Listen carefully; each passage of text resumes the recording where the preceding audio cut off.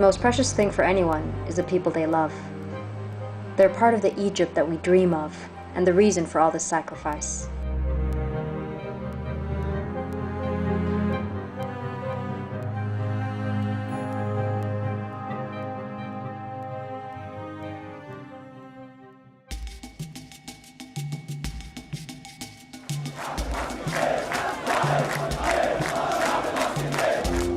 Bloody Friday was over, and it was Saturday. Mubarak was still here, but so were the protests, and we began to taste freedom.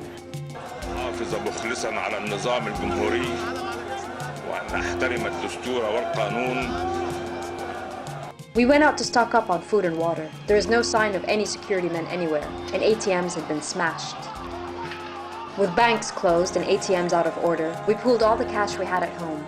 Priority was for my parents' life-saving medicine. The supermarket was like a beehive. People were sweeping everything and anything in sight. Food, water, toilet paper.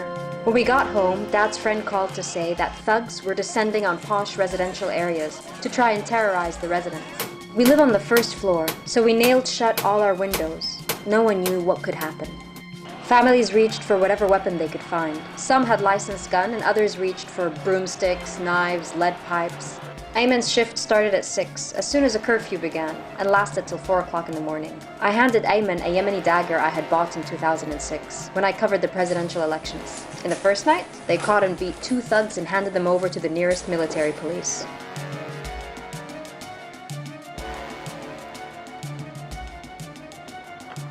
By withdrawing security forces and releasing prisoners and thugs to terrorize the residents, Mubarak brought the war to every house in Egypt.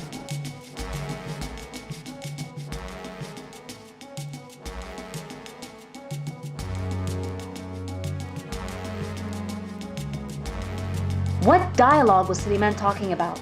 It's not a reform process, it's a revolution.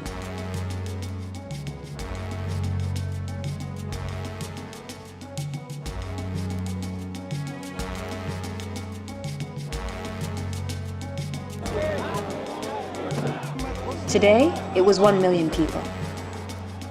Tomorrow, who knows how many?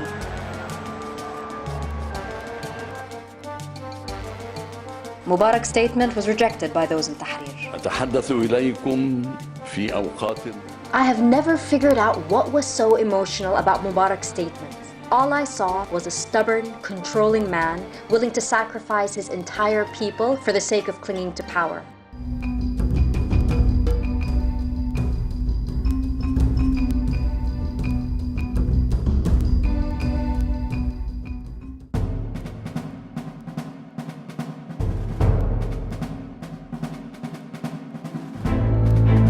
And suddenly, we were transported back to the Stone Age. I couldn't believe my eyes.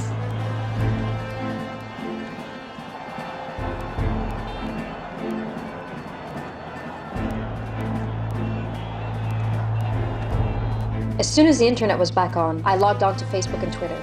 Everyone wanted to see what the world was saying about Egypt. And for the first time, we spoke to each other. Everything was black or white. You were either for the revolution or against it. And like everyone else, I rolled up my sleeves and entered the debates. At first, I tried to hold back my emotions. When I heard gunshots and screams in our street, and I tried to reach Ayman, who was outside, but I couldn't, I lost it. Ayman later told me that it was a man with an AK-47, but he escaped. The worst thing in the world is when people start turning against each other. I went to bed choked up and frustrated. I wondered how much longer can we hold out?